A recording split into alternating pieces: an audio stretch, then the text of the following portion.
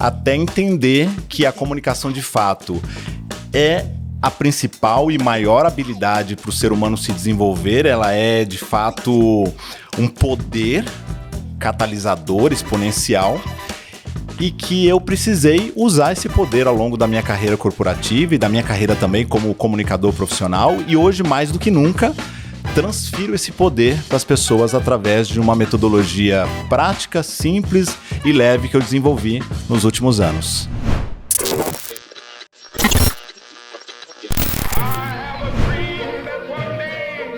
Everyone needs a coach.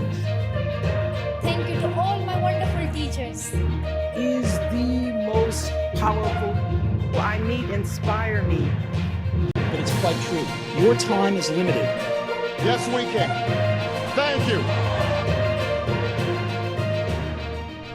Olá, seja bem-vindo ao Comunica Play, o seu encontro semanal com grandes comunicadores e profissionais da área. Eu sou Edgar Caetano, CEO da Ágoras Academy e especialista em comunicação e oratória. Se você é novo por aqui, não esqueça de seguir a gente no Instagram, @comunica.play e Edgar Caetano Oficial. Se você está no YouTube, já assine o meu canal e deixe o seu like nesse episódio.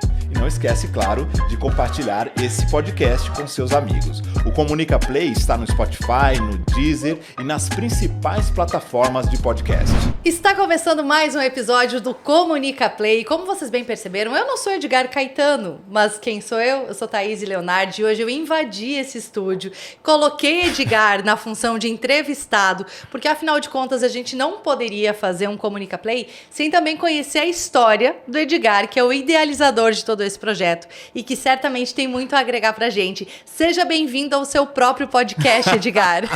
Obrigado, é um prazer estar aqui, ser recebido por você, por toda a equipe aqui da EasyHack e do Comunica Play. Vamos lá, o que será que vão me perguntar aqui, que você vai me perguntar? Não tenho a mínima ideia. Eu vou relembrar aqui os meus tempos de jornalista e vou incorporar a Marília Gabriela e fazer um de frente com Thaís Leonardi aqui, Edgar. Então, se prepara que a gente está só começando. Edgar, como você mesmo costuma dizer, eu vou começar da mesma forma que você começa, te perguntando: quem é Edgar Caetano na fila do pão da comunicação? Edgar Caetano é um cara inquieto, inconformado e que buscou, ao longo da vida, até esse ponto, evoluir.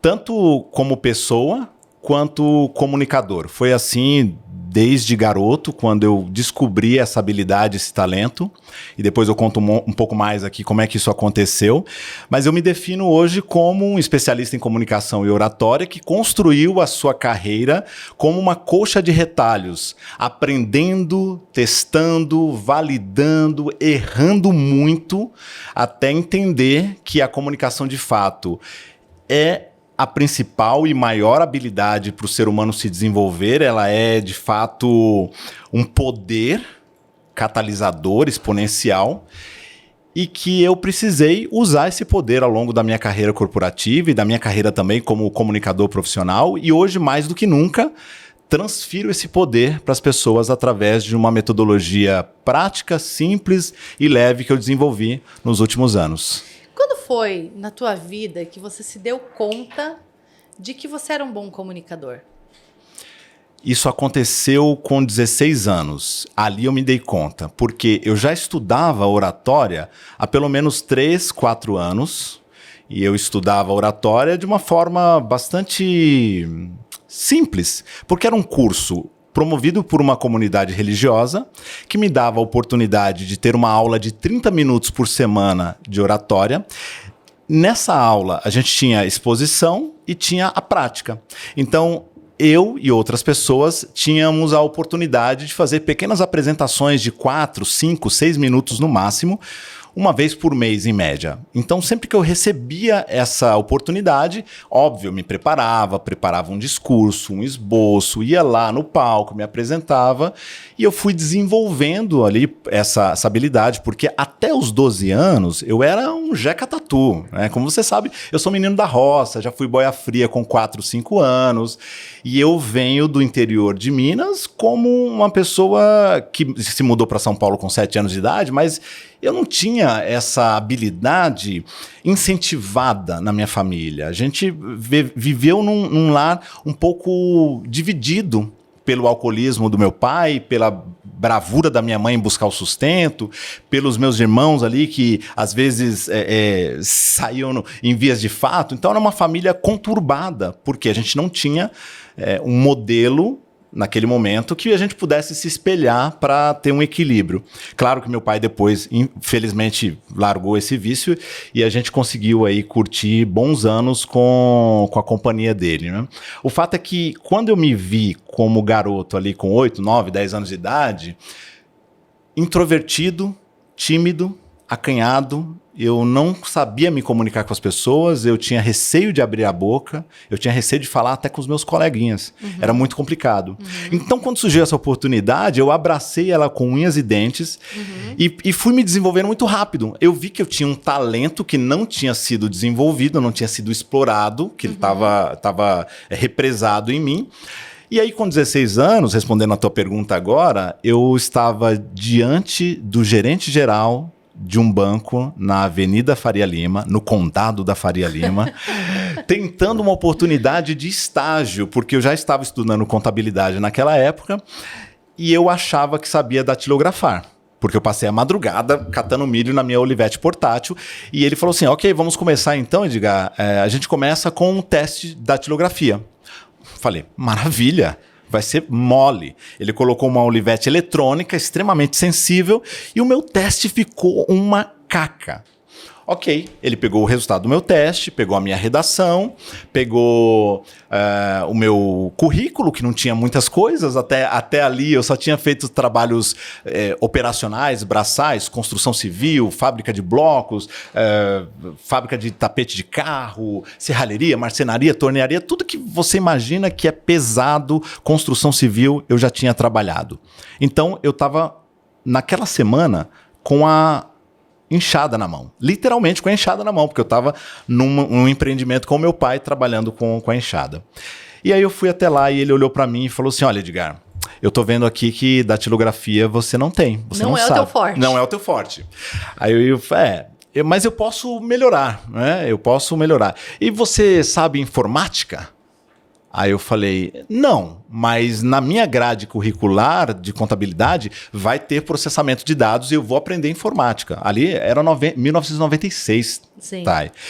E ele falou assim, olha, você não sabe datilografar, ainda não tem informática, não há nada que eu possa fazer com você, então eu te agradeço, infelizmente a vaga não é sua. Eu falei assim, calma, Renato.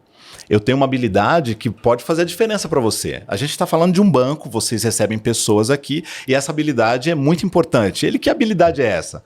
A habilidade de se comunicar. Eu estou fazendo isso com você agora, eu estou me comunicando com você, eu estou organizando as ideias, estou apresentando aquilo que eu penso, estou defendendo algumas ideias.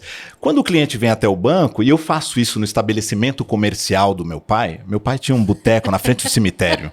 Eu faço isso no estabelecimento comercial do meu pai o tempo todo. Eu recebo os clientes... Vivos ou mortos? Exatamente, os vivos, que ainda tomavam cachaça. Eu recebo os clientes...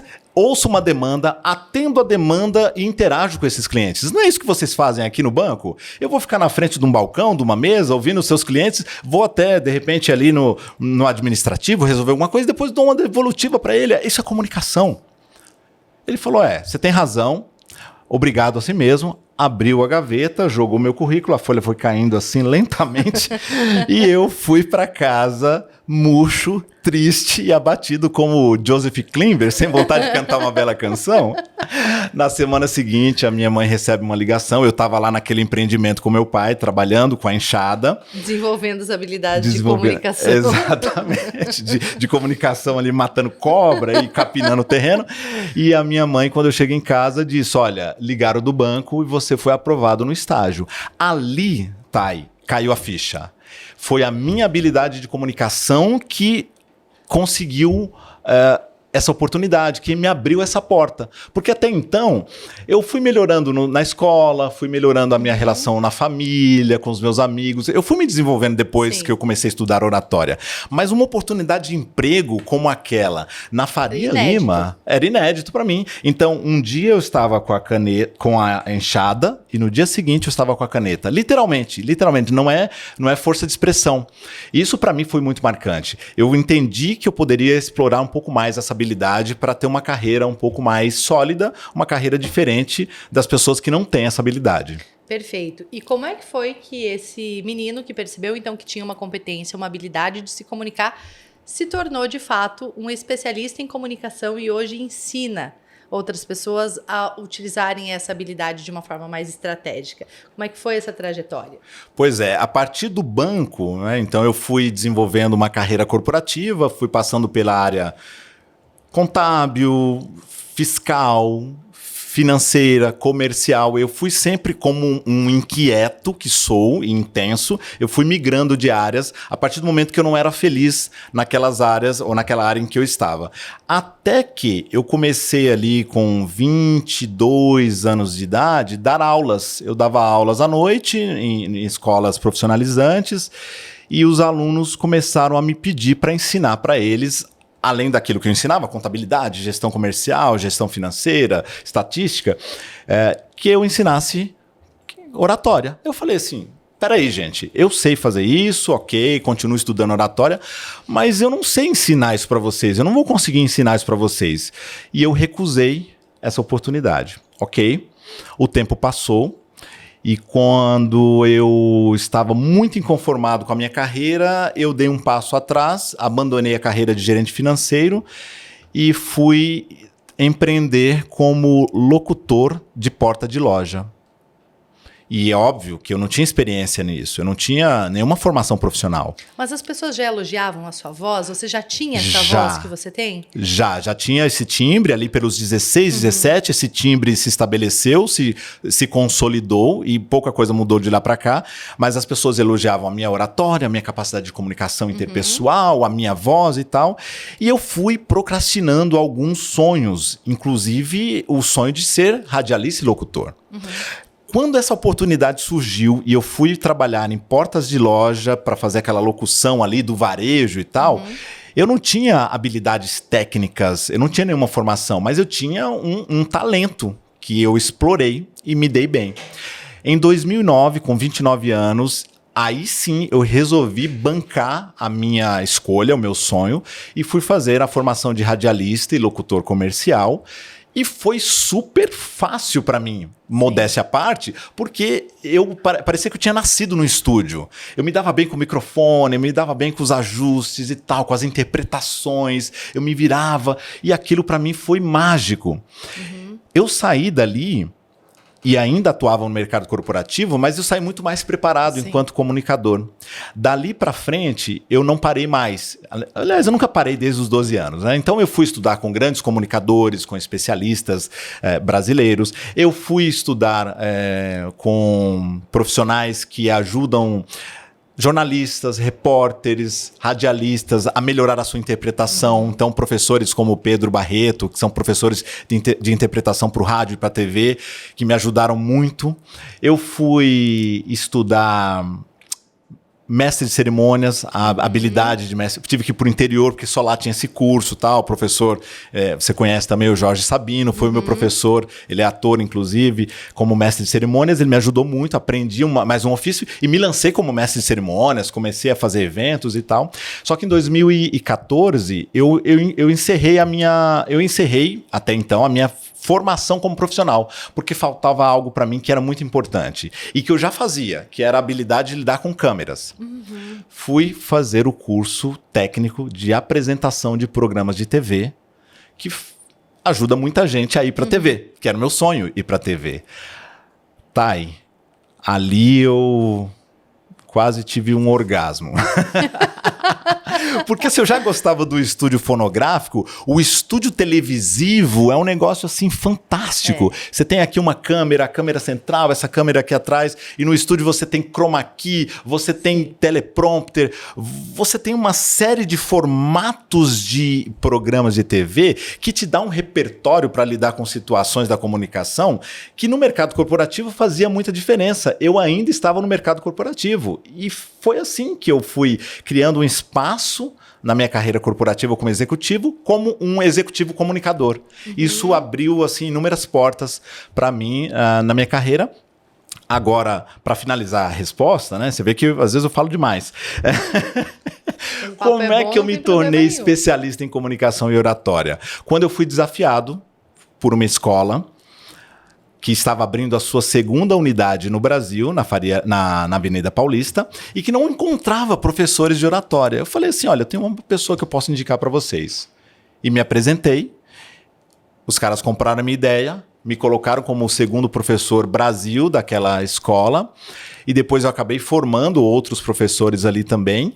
Eles tinham uma metodologia, depois de 1 ano e 300 profissionais treinados com a metodologia deles e com a minha didática, eu saí e resolvi criar a minha metodologia. Então eu olhei para tudo que eu tinha estudado e aprendido desde os 12 anos, incluindo rádio, locução comercial, mestre de cerimônias, todos os eventos, tudo que eu já tinha produzido nas empresas por onde eu passei, no audiovisual, tudo que eu já tinha feito como locutor profissional para o Educação, por exemplo, com contratos que duraram mais de 1 ano, e tudo que eu tinha feito para o mercado, e criei uma metodologia que entregasse de forma, como eu disse, prática, simples e leve, o que as pessoas precisam aprender para serem bons comunicadores dentro e fora das suas empresas. Legal. E assim eu me posicionei como um especialista em comunicação e oratória. De lá para cá são mais de 25 mil alunos treinados com essa metodologia. Bacana. E ao longo dessa trajetória, Edgar, quais foram os principais marcos, pontos que você, olhando para trás, vê que foram determinantes para que você chegasse aqui onde você está hoje? O primeiro foi ter tido a ousadia de, como uma pessoa tímida, introvertida, ousar me desafiar para entrar num curso de oratória. Até hoje, pessoas tímidas e introvertidas, já é difícil ser tímido ou introvertido. Quando você é os dois, o desafio é maior. E eu ainda carrego um pouco dessa timidez comigo, e a introversão eu consegui vencer, já me considero uma pessoa extrovertida há muito tempo. Ter a ousadia e a coragem de enfrentar o meu maior medo foi um ponto marcante na minha vida.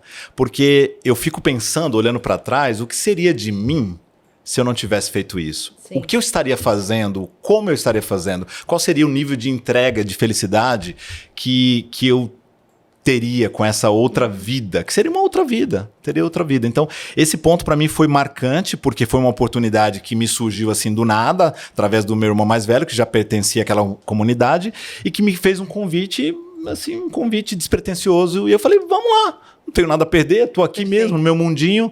Isso para mim foi marcante. A grande lição para mim é, surgiu uma oportunidade que você tem medo, não está preparado, vai com medo mesmo.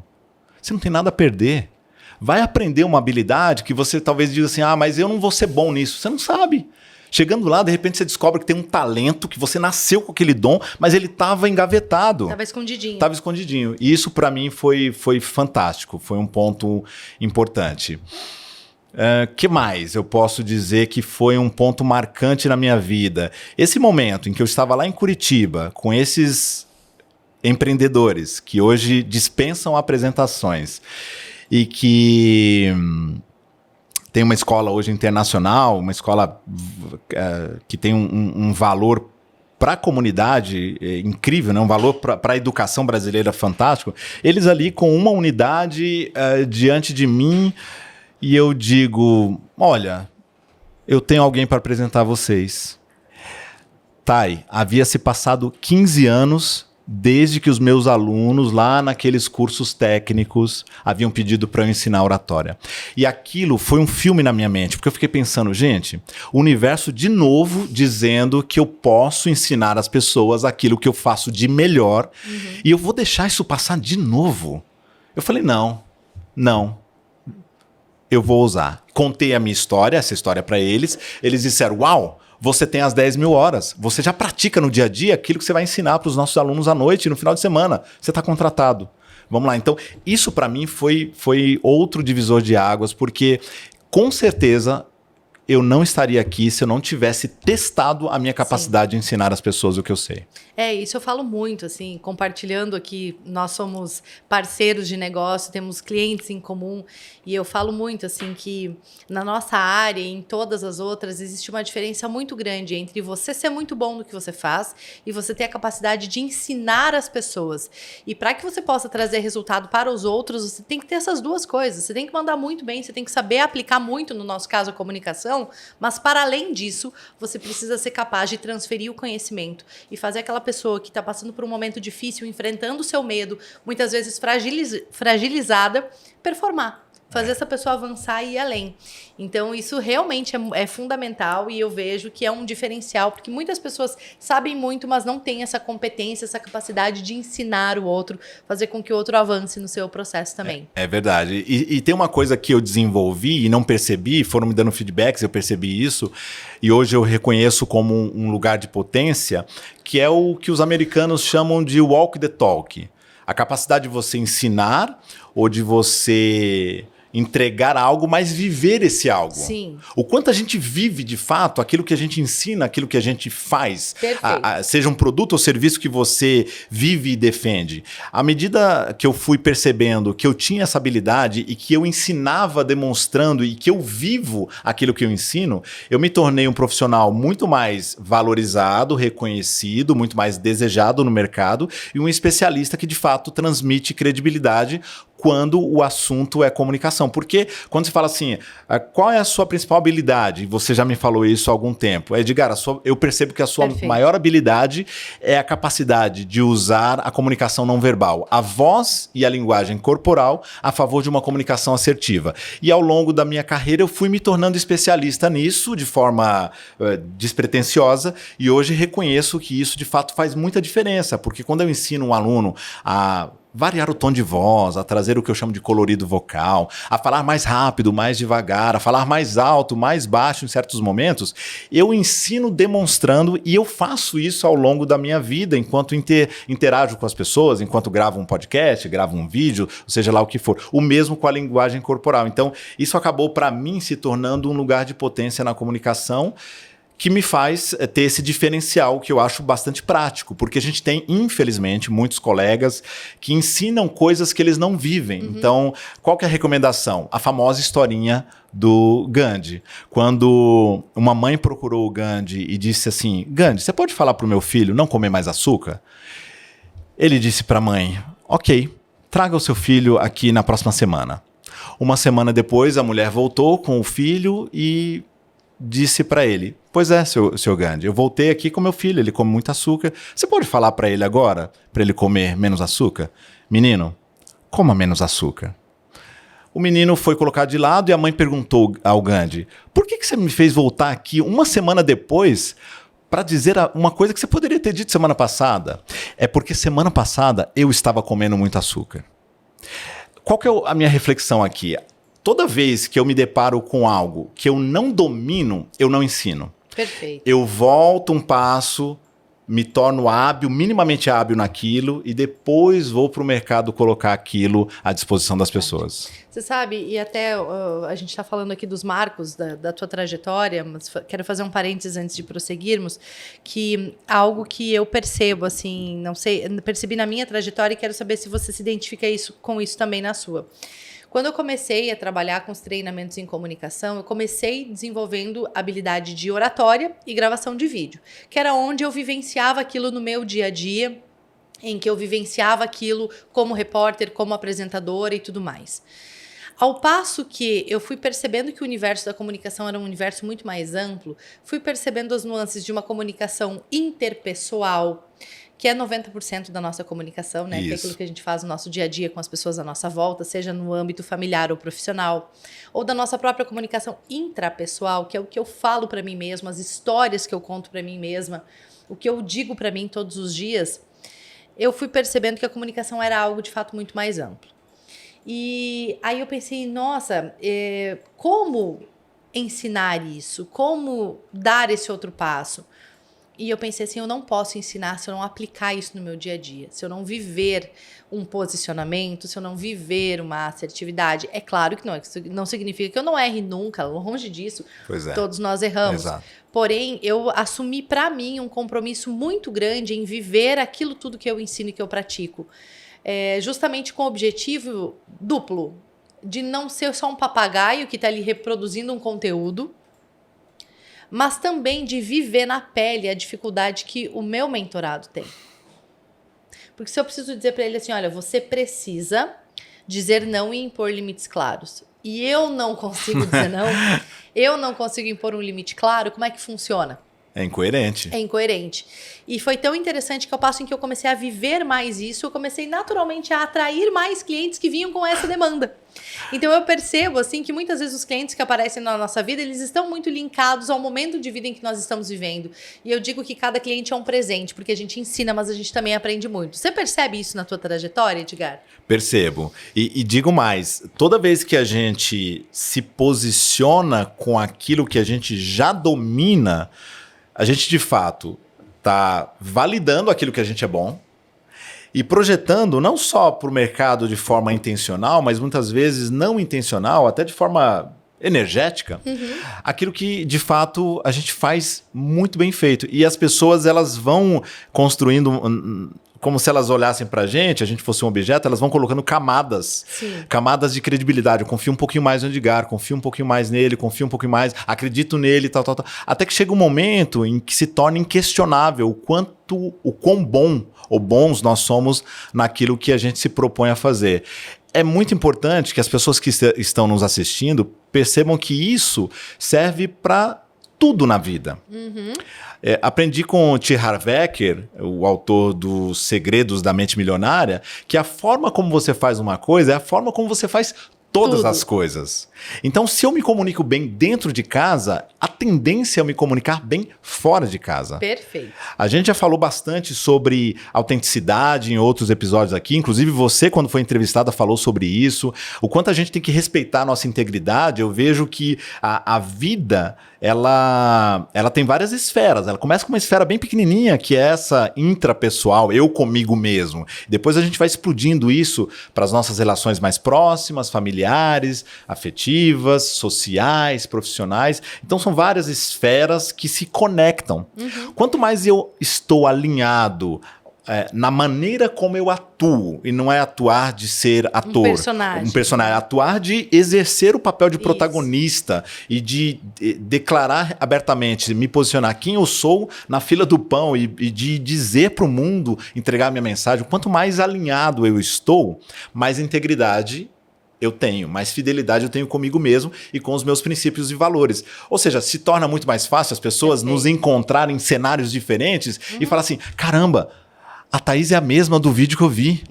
Por quê? Tem ali um Pareto, um 80-20, que o 80% você é a mesma pessoa. Você tem autenticidade, você é coerente naquilo que você Perfeito. faz e vive. Isso tem um valor incalculável. Perfeito. Bom, você falou já de 2 marcos que foram importantes na sua trajetória. O que mais que você poderia contribuir aí de que foi um ponto importante de virada na tua vida? Eu diria que quebrar. Eu já quebrei algumas vezes como empreendedor. E toda vez que eu quebro como empreendedor, eu tentei empreender mais cedo na vida, não só agora, né, nos últimos anos, pré-pandemia, né, quando eu voltei a empreender em 2019 para cá, mas eu já havia tentado empreender em 2014, depois em 2015, com negócios diferentes, tá? Com Fora da área da comunicação? Dentro e fora da comunicação, então eu já havia tentado empreender. E toda vez que eu quebrei, eu aprendi muito com isso. E eu entendo que eu não sei tudo, que quanto mais eu aprendo, menos eu sei. E que, como diz a professora Lúcia Helena Galvão, eu só sei que nada sei porque Sócrates ensinou. Não é? Eu aprendi, Thay, a acordar todos os dias e a jogar as minhas certezas na lata de lixo. Sobre tudo na vida. Sobre tudo na vida. Porque quando a gente se imbui se imbui de uma arrogância, não mal intencionada, uma arrogância bem intencionada. Estou tendo sucesso, estou ganhando dinheiro, estou prosperando, estou crescendo. E você percebe que você não tem controle sobre tudo e que você está exposto não só à morte, mas principalmente a quebrar financeiramente, que é preferível, inclusive, do que a morte, óbvio.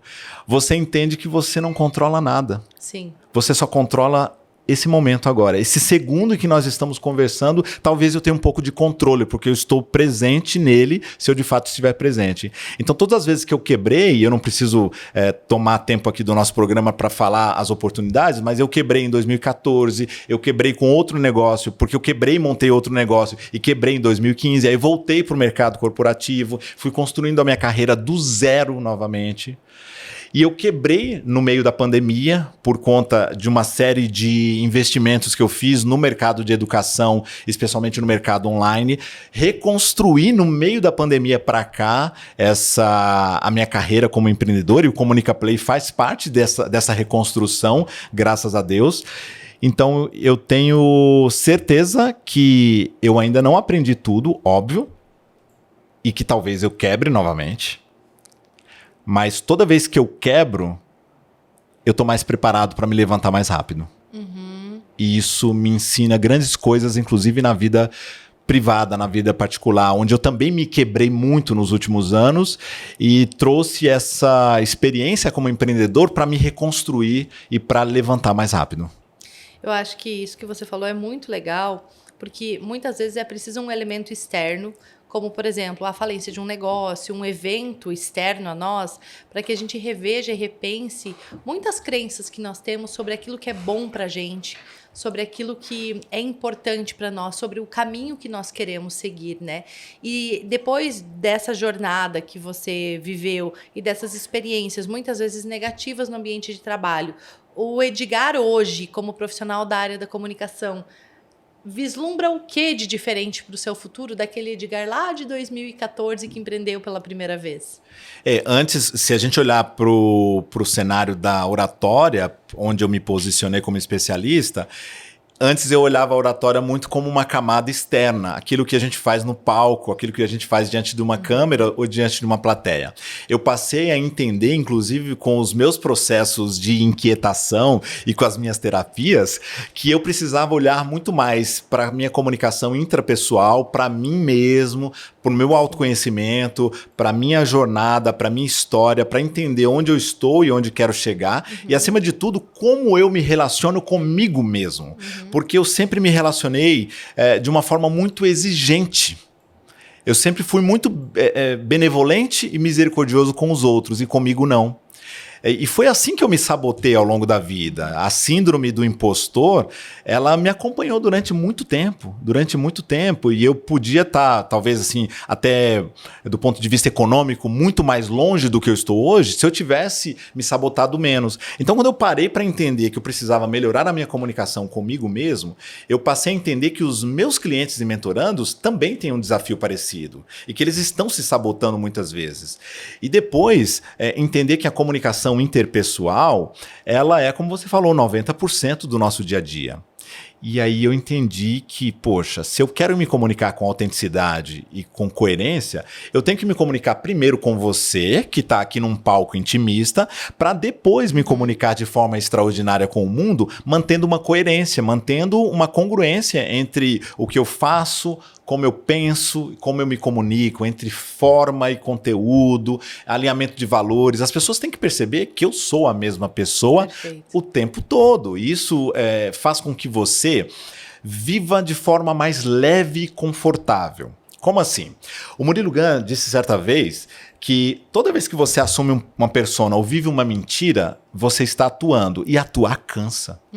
Então, quando você tenta se encaixar num contexto que não é seu, para você ser mais aceito ou aceita, para você ser mais respeitado ou respeitada, você está, enquanto comunicador, interpretando.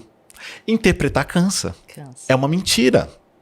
Quando eu consegui me desvencilhar dessas mentiras por onde eu passava, e não que eu apertei o F, um botão com F, né? E mandei todo mundo ir a merda. Não, não é isso. Eu simplesmente passei a me posicionar de uma forma mais segura.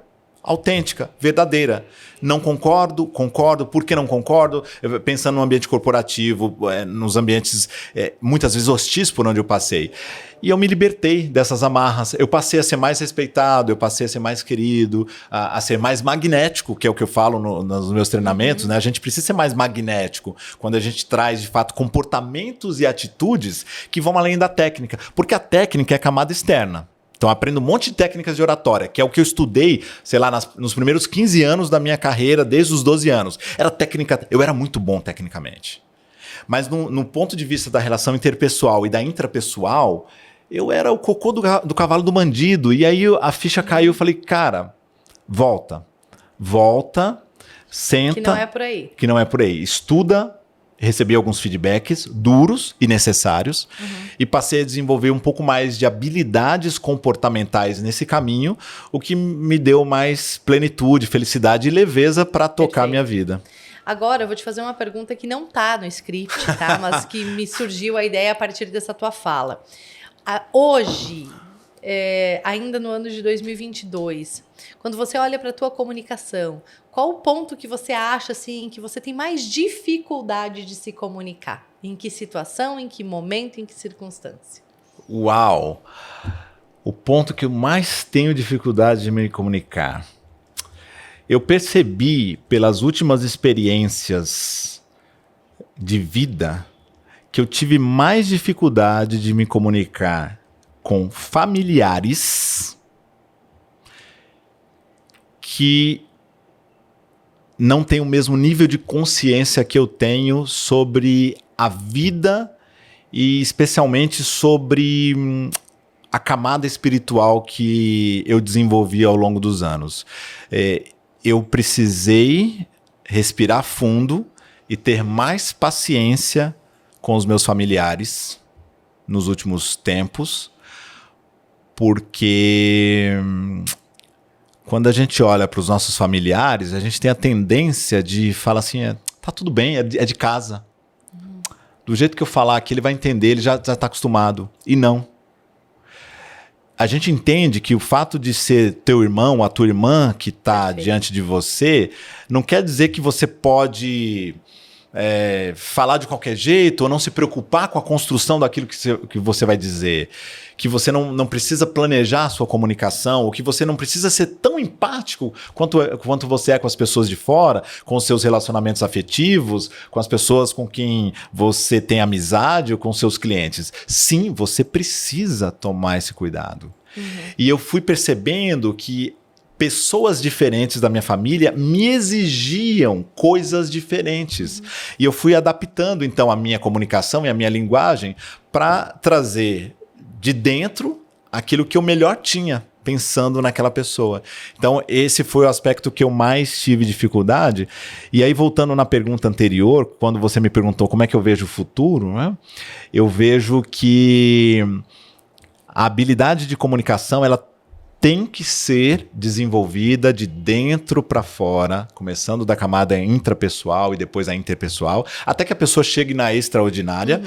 E aí, falando de mim, do que eu penso em desenvolver mais a comunicação das pessoas que estão entrando ou que já entraram no digital, quer sejam influencers ou não, se posicionem assim ou não, para que elas entendam que elas vão melhorar. Das redes sociais para fora vão, mas elas também precisam olhar um pouquinho para suas camadas internas. É assim que eu quero, não pivotar, mas revitalizar a minha metodologia a partir de agora, a partir do segundo semestre. Eu não sei quando esse episódio vai ao ar, para ser bem sincero, embora seja dono do Comunica Play, eu não tenho a mínima ideia. Então, imagino que para o segundo semestre de 2022 ou primeiro trimestre de 2023 tenha novidades por aí na metodologia. Legal. E hoje, como que você vê, Edgar, essa ascensão, essa hiperexposição a que todos nós estamos submetidos, né? As redes sociais tiveram um crescimento muito grande nos últimos anos. E eu, particularmente, penso que é um caminho sem volta. Pode ser que o Instagram deixe de existir, mas uma outra rede social vai ocupar esse lugar. As pessoas estão buscando se conectar para além do mundo offline, né? Os mais jovens já entendem que não há uma distinção entre aquilo que eu faço on e offline, é tudo relação, é tudo comunicação. Como que você vê essa hiperexposição que nós estamos vivendo e o uso que as pessoas têm dado para as redes sociais a partir da sua comunicação? Eu estou percebendo que as pessoas que já têm uma exposição mais, digamos assim, aflorada e que elas estão ali há mais tempo nas redes sociais, elas estão começando a preservar um pouco da sua vida privada. Embora eu não me considere um grande influencer, eu tenho ali algumas pessoas que me acompanham com mais frequência, eu percebi que a minha vida passou a ter mais paz à medida que eu preservei algumas coisas que acontecem na minha vida offline. Uhum. Então, eu tomo hoje alguns cuidados, inclusive, que afetam não só a questão da energia que eu recebo de fora, mas também até da minha segurança física. Sim. Do que eu estou fazendo, né? E aprendi isso não faz muito tempo. Eu lembro que numa conversa, no primeiro episódio aqui, com o Roberto Caruso, eu fiz uma foto e eu fui postar aquela foto antes de gravar o episódio. Ele falou, não posta. Eu falei, por quê? Cara, espera a gente terminar o programa, porque a gente preserva o que vai acontecer aqui. E eu achei aquilo, depois eu explorei um pouco mais com ele, não vou me delongar aquilo, eu achei aquilo interessante. Porque, de certa forma, a gente se comunica o tempo todo e as nossas imagens, os vídeos, o que a gente coloca nas redes sociais é parte da nossa vida. Não tem como dissociar, como você falou. Uhum. E eu estou acessando pessoas que podem, sim, desejar e me mandar, inclusive, energias boas ou não. Sim. Então, quando a gente foi ali numa viagem um pouco mais espiritual e eu entendi que a gente precisava, de fato, preservar o presente como presente, eu passei a viver mais o meu presente offline desconectado das redes sociais. Esse, inclusive, é um convite do professor Augusto Cury, quando ele fala, você está no momento de lazer? Cara, desliga o celular um pouquinho, curte aquele momento, curte aquele jantar. Você consegue? Hoje eu já consigo. Você me conhece e sabe que até pouco tempo, alguns meses, eu não conseguia fazer isso. Porque para mim isso é um desafio. Pois é. Ficar desconectado é um desafio. Eu vejo que acontece comigo, algo que eu já ouvi de outras pessoas também, que é uma sensação de que você está perdendo algo. Isso. Né? De que as informações estão ali, o FOMO. Tudo está acontecendo e você está ficando de fora daquilo. Então é algo que eu me policio, principalmente quando eu estou com as crianças. Para não ficar conectado o tempo inteiro. Pois é. Mas como a nossa profissão muitas vezes se confunde com isso também... a gente tem uma tendência a ser mais facilmente absorvido para esse redemoinho. Essa hiperexposição nos lança uma pressão de que eu tenho que mostrar o que eu estou fazendo agora, em real time. Não, você não precisa, você é um ser humano, você pode viver offline e depois ali usar um TBT ou mais tarde postar alguma coisa. Antes eu ficava aflito, eu chegava no jogo de tênis e fazia uma foto, eu queria que aquela foto fosse na hora e às vezes o sinal não colaborava, tal. Cara, tá tudo bem. A foto subir para os stories à noite, a partida foi à tarde, foi de manhã, tá tudo bem, as pessoas não vão te julgar por isso, elas entendem que não aconteceu naquele momento e ninguém é idiota, as pessoas sabem. Agora, tudo parte, Thay, do respeito que você tem a você e ao momento de vida que você vive. Quando, e a gente vai falar sobre isso talvez mais tarde, eu sei que vai ter uma pergunta do Pinga Fogo que vai explorar isso, quando eu percebi a finitude da vida, eu fui exposto a isso algumas vezes, e mais recentemente de forma mais forte, eu entendi que eu preciso respeitar um pouco mais o presente. Esse momento que eu estou contigo agora, ele não vai se repetir. É agora ou nunca. Perfeito. E aí eu respeitei um pouco mais. A exposição tem que acontecer, eu tenho que produzir conteúdo, e se eu não estou afim, eu não produzo, e se eu tenho que produzir e eu não estou muito bem, eu vou produzir e não vou estar muito bem, e as pessoas vão entender que eu sou ser humano e que eu não estou muito bem, e que tá tudo bem, porque isso faz parte da minha vulnerabilidade, da minha autenticidade, não estar bem todos os dias. Um dos pontos que eu até anotei aqui para não esquecer que eu queria te perguntar é justamente isso de não estar bem. Eu lembro quando eu era repórter que o meu pai teve um AVC e ele estava mal no hospital, aguardando por uma cirurgia, mas a notícia não para, né? Era meu plantão, eu tinha que trabalhar, enfim... E eu me lembro do tamanho do esforço que eu fazia para conseguir performar sabendo que eu não estava bem. Eu estava preocupada, eu estava tensa, eu estava ansiosa, mas diante da câmera eu tinha que olhar, sorrir e fazer uma reportagem sobre o Dia das Mães que estava chegando e era compra de presentes do Dia das Mães. Que contraste. Pois é. E eu percebo que nós fazemos isso o tempo inteiro no nosso dia a dia também, porque muitas vezes eu não estou bem, estou de frente para um cliente, preciso atender esse cliente, dar o meu melhor para ele. Só que, ao mesmo tempo, é inevitável. Se eu não estou num estado emocional positivo, isso vai interferir diretamente na minha comunicação. E eu aprender a se permitir a sentir isso também é algo importante. Como que você busca esse equilíbrio entre, claro, você não pode passar por cima de tudo, porém, em outros momentos, tem que ter esse autocontrole emocional, porque tem situações que são aqui agora ou nunca mais, né? Ou tudo ou nada, e que muitas vezes o nosso cliente também não tem nada a ver com aquele momento pessoal que nós estamos passando. Eu me fiz esse exercício no dia em que o telefone tocou. Eu tinha uma palestra online às 19 horas e o telefone tocou às 17. E meus irmãos disseram: o pai faleceu. Ele já estava no hospital, né? Eu tinha internado ele, tinha acompanhado o processo cirúrgico. E aí eu falei, bom, eu já tinha velado a minha mãe na terça-feira da mesma semana. E no sábado, meu pai faleceu, seria velado no domingo, no Dia dos Pais. E eu tinha uma palestra sábado à noite e eu liguei para a pessoa e disse, olha, eu acabei de perder o meu pai, então eu não estou 100%. Mas eu vou manter o compromisso contigo e vou fazer a palestra no teu evento. Ele falou, não, imagina, fica tranquilo. Eu falei, não, fica tranquilo. Eu sei até onde eu posso ir.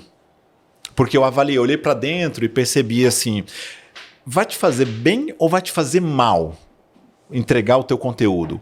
E naquele momento, me apegar a algo que tem a ver com o meu propósito, com o meu ikigai, como dizem os japoneses, e realizar algo que, de fato, me traria uma certa distração e um propósito, não seria desconfortável. Então, óbvio que eu fui triste, eu fui abatido, mas à medida que eu fui entregando o conteúdo da palestra, aquilo foi me dando forças, aquilo foi me dando poder, aquilo foi me dando energia, e eu consegui entregar um conteúdo à altura, não com 100%, como eu faria num dia normal, mas aquilo me fez bem.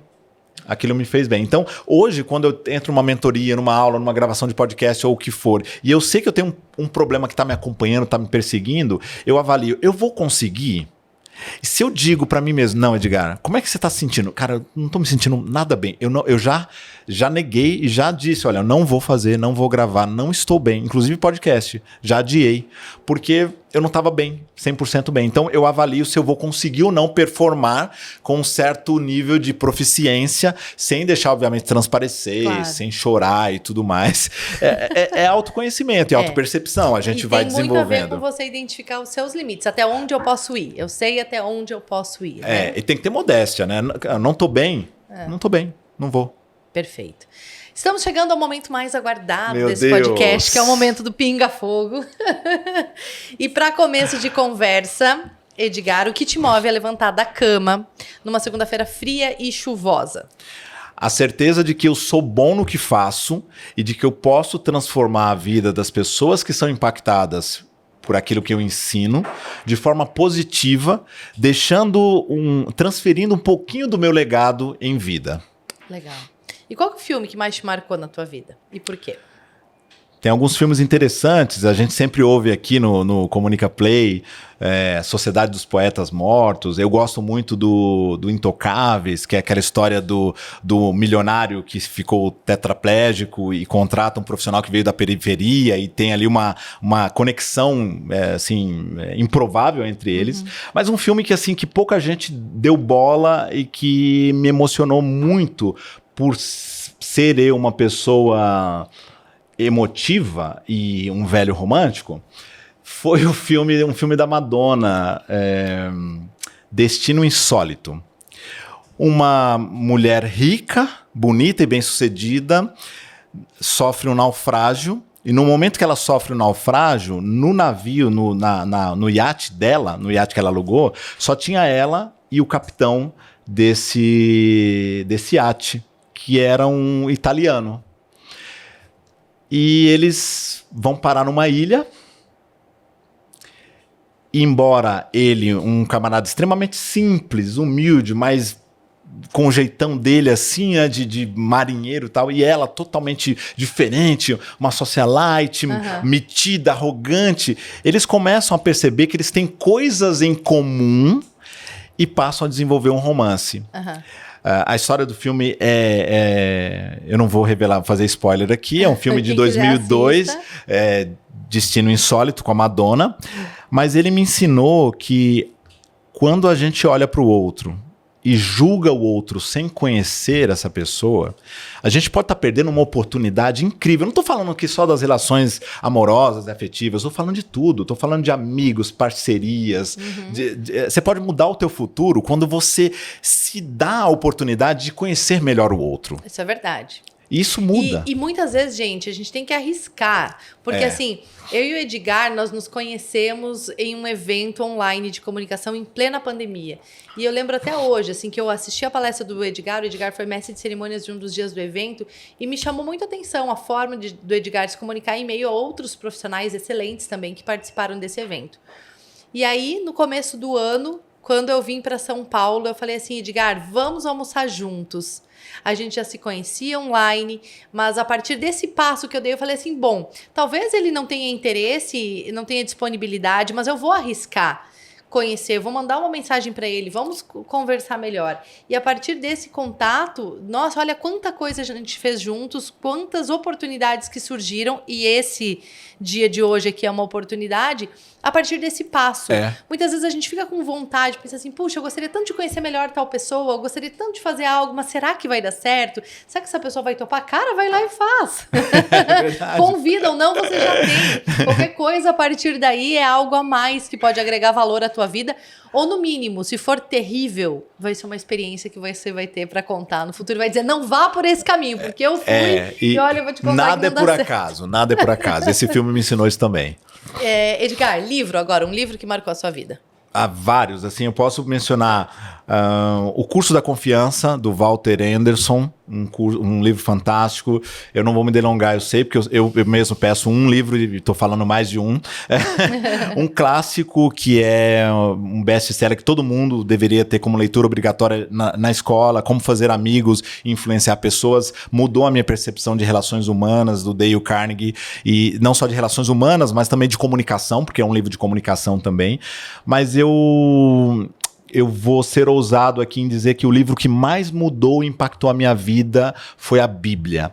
E explico por quê. Porque por mais que as pessoas tenham visões diferentes desse livro, os princípios e lições de vida que as histórias que a Bíblia contém, especialmente as lições de muitos sermões ou de pensamentos como os pensamentos de Salomão em Eclesiastes, em Provérbios, do próprio Davi em Salmos, tem verdades que são imutáveis e que quando a gente olha para aqueles princípios e tenta aplicá-los na nossa vida hoje, a gente percebe que dá bom, que dá certo, que a gente consegue melhorar como pessoas, como cidadãos, como maridos, como namorado, como esposa, seja lá qual papel que você exerça, os papéis que a gente exerça na sociedade, sempre tem ali um conselho prático para a gente melhorar. Então, inclusive, eu gosto muito da visão do Max Geringer sobre a Bíblia, porque ele traz alguns princípios da Bíblia aplicando para o mundo corporativo. Como que a gente pode melhorar enquanto profissionais dentro das empresas, trazendo conselhos de Salomão, Provérbios. Eu acho fascinante como a gente consegue. Agora, vou falar um livro que marcou a minha vida recentemente. Só para fechar essa pergunta, eu prometo. Clécio, eu prometo. O Poder do Subconsciente. O Poder do Subconsciente do Dr. Joseph Murphy é fascinante. É fascinante. Eu não vou falar muito sobre ele, mas ele muda a nossa percepção de vida, daquilo que a gente pode conquistar com a força de algo que a gente subutiliza, que é o subconsciente. É fantástico, recomendo. Tá. E agora sim, você faz essas perguntas para todo mundo, não seria justo que eu fizesse as mesmas para você. Então, eu vou dar uma improvisada aqui, tá? Conta para mim, Edgar, 1 hora no passado ou 1 minuto no futuro? 1 hora no passado? Ou 1 minuto no futuro. Se você pudesse escolher fazer uma viagem no tempo, pra onde você iria? Uau! Eu prefiro viver o futuro quando ele chegar. Eu voltaria 1 hora no passado, em algum momento, para conversar com certas pessoas, coisas que eu não consegui conversar. E que momento você voltaria do passado? Eu voltaria numa quarta-feira, no dia em que eu levei o meu pai para uma clínica e me despedi da minha mãe naquela manhã. Isso era uma quarta. Não vi mais a minha mãe, porque ela foi internada numa sexta, e de quarta para sexta eu estava cuidando do meu pai, fazendo as correrias da clínica e tudo mais, né? E ela foi internada numa sexta e faleceu numa terça. Eu queria ter voltado lá nessa mesma quarta-feira, depois de internar o meu pai, e ter passado 1 hora com a minha mãe. Um fato do passado que mudou tua vida para sempre. Inevitavelmente a morte dos meus pais, porque é algo muito recente, aconteceu em agosto de 2021. A minha mãe, como eu disse mais cedo, foi velada numa terça-feira. O meu pai foi velado num domingo da mesma semana, né? Então eles faleceram com 5 dias de diferença. Não foi por Covid, cada um por seus problemas de saúde. E eu vou dizer que perder um pai ou uma mãe é algo que ninguém quer passar e ninguém merece passar. E quando você perde os dois ao mesmo tempo, porque foi ao mesmo tempo, eu estava tentando ali, né, entender o que estava acontecendo e já tive que velar o meu pai na sequência.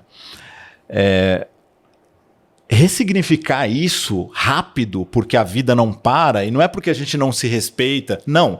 Eu decidi respeitar as minhas emoções e sentimentos. Então, a partir do momento que eu acordo no dia seguinte mal, eu vou curtir isso.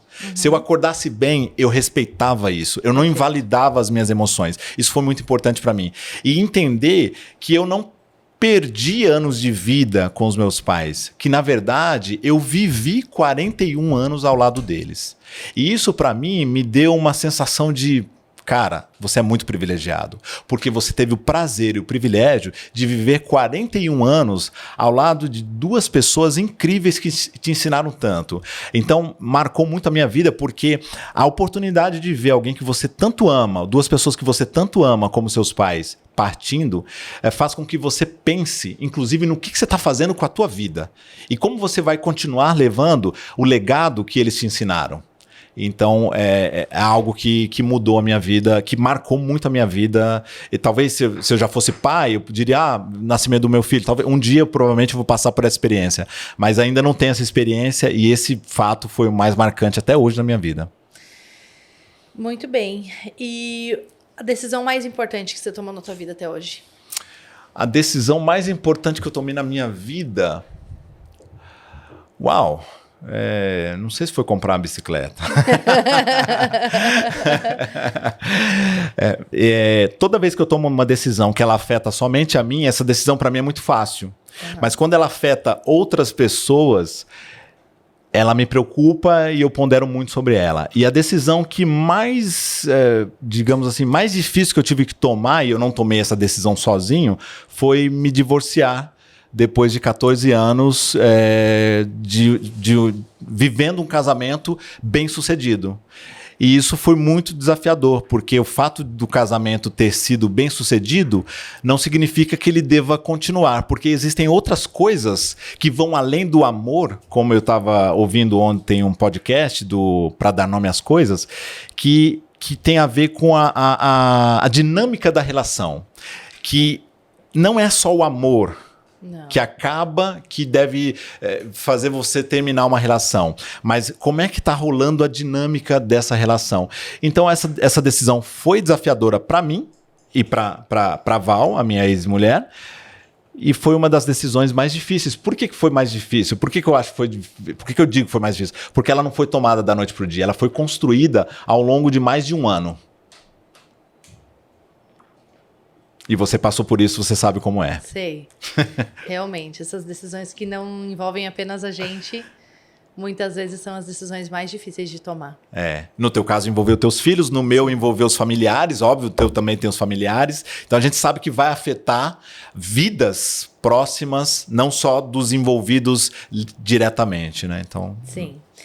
E, Edgar, um arrependimento. não ter aceitado o desafio que o universo me deu quando eu tinha 20 e poucos anos, 21, 22 anos, para ter começado a ensinar oratória para as pessoas. O que você gostaria que as pessoas dissessem sobre você quando você não estiver mais aqui? Foi muito bom conviver com o Edgar, tenha sido o convívio de 1 minuto, 1 hora, 1 semana, 1 mês, 1 década, não importa quanto tempo eu convivi com ele. Foi muito bom e eu vou levar um pedaço dele para minha vida agora, já que ele partiu. Excelente.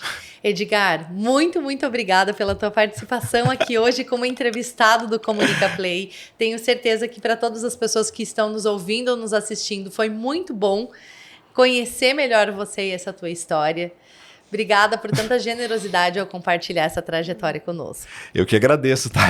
O teu convite de ser aqui, né? De trocar, inverter os papéis e ser o teu convidado aqui no Comunica Play. Obrigado por aceitar também o desafio de ser a host desse episódio Coringa. E eu fico feliz de ter concluído aqui sem me emocionar tanto, não por dentro, tô muito emocionado, mas pelo menos sem ter passado o papelão de chorar, porque eu imaginei que eu fosse chorar. Então já tô no lucro. Obrigado, querida. Foi um prazer. Imagina. O Comunica Play de hoje fica por aqui. No próximo episódio, quem tá sentado nessa cadeira é Edgar Caetano.